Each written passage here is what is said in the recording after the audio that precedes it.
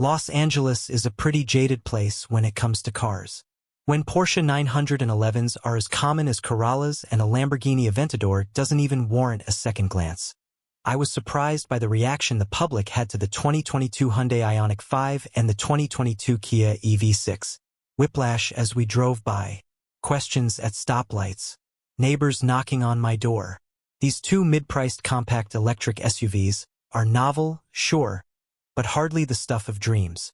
Or maybe they are.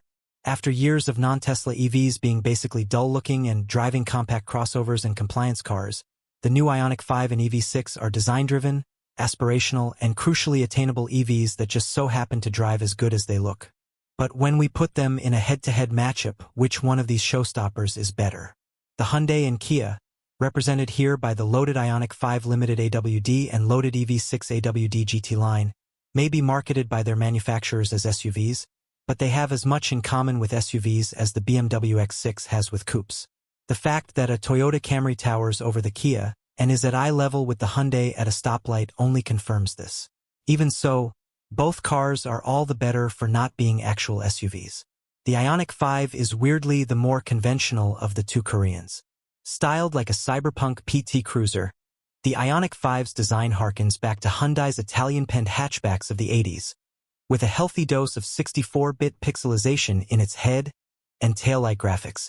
To our eye, the Hyundai resembles a 9/8 THS scale hatchback more than a sport utility. Not that there's anything wrong with that. Whereas the Hyundai looks backward for its design inspiration, the Kia has its gaze forward. The sporty, muscular, and purposeful. Our sole criticism is that the EV6 nose isn't quite as well resolved as its distinctive rear end.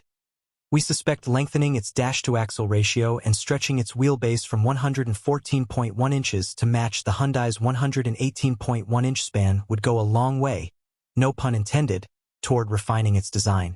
Despite their drastically different wrappers, the Hyundai Ioniq 5 and Kia EV6 are textbook examples of platform sharing done right. Both ride on Hyundai's EGMP, Electric Global Modular Platform, architecture, and use the same batteries and motors. Although both automakers offer their EVs in single-motor configuration with a 58.0 kilowatt-hour battery pack in their base trims, ours sport the higher-volume 77.4 kilowatt-hour battery packs and are upgraded with dual-motor all-wheel drive. Each car sports a pair of permanent magnet electric motors with a total system output of 320 horsepower and 446 lb-ft of torque, and both are capable of quick charging at peak rates of 235 kilowatts. The standard battery packs are limited to 195 kilowatts, which means charging from 10 to 80% can happen in as little as 18 minutes, among the quickest in the industry. The biggest differences between the two cars are suspension tune, tires, and range. The blocky Ioniq 5 Limited AWD can travel 256 miles on a charge, while the sleeker EV6 GT line AWD nets 274 miles.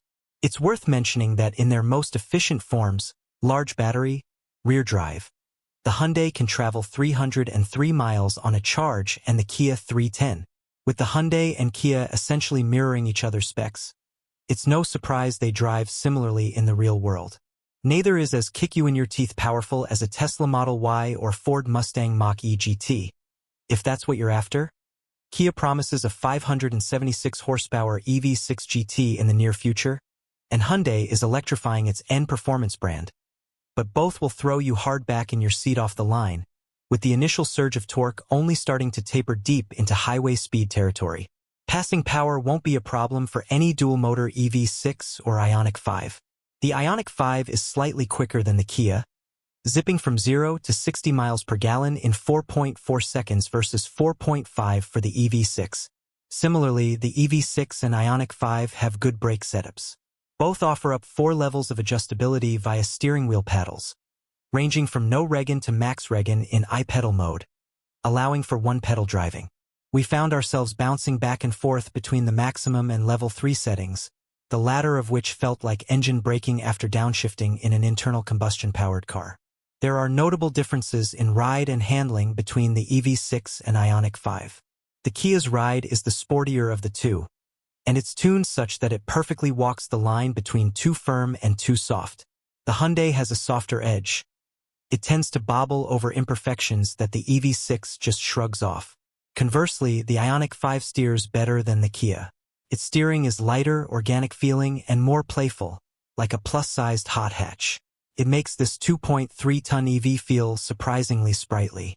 The Kia's steering is quick and direct, but it doesn't quite match the purity of the Hyundai's. We're curious how the EV6 would feel on the Ioniq 5's Michelins, as the Kia's Continental's Kia could perhaps drive the difference in steering feel. We suspect tires might be why the Hyundai's cabin is quieter than the Kia's. 2. One of the biggest draws of both the Ioniq 5 and EV6 is their Level 3 DC fast charge capability. Rated for 800-volt charging, the battery packs of both Koreans are capable of double the charging rates of many of today's EVs. 800-volt charging allows peak rates of around 350 kilowatts, while more common 400-volt systems are generally limited to 150 kilowatts. That means the Hyundai and Kia, both limited to a 235 kilowatts peak rate, likely to preserve battery life, can charge quicker and more efficiently than comparable vehicles like the Mustang Mach-E, limited to 150 kilowatts, and Model Y, limited to 210 kilowatts. What that means is less time at the charger. Over nearly a month with both cars, we found both regularly charged as advertised and identically when hooked up to a 350 kW rated DC fast charger, making them among the most road trip-friendly EVs this side of a Lucid Air.